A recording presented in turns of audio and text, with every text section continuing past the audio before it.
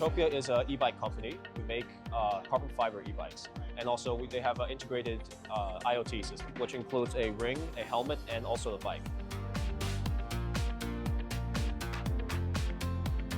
The ring can read your biometrics and display it on the bike screen.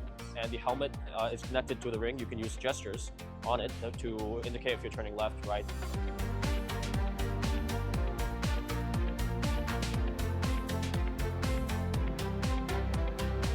The best thing I like about the bikes is probably the carbon fiber frame. It still gives me a sizable bike. I'm not a very small person, so I like a bike with a little bit of size. It's comfortable. And the beautiful thing about it is that you'll get a lot more out of your battery life because it is lighter and it's a good, strong, firm ride. They also look nice because my metal bikes, you know, when they weld them, they have these seams here.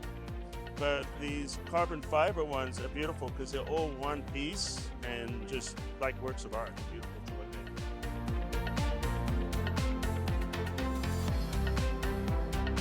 at. Traditional bicycles that have the same feature set with the thicker 4 or 5 inch tires, they will weigh 65 to 70 pounds. They're tanks.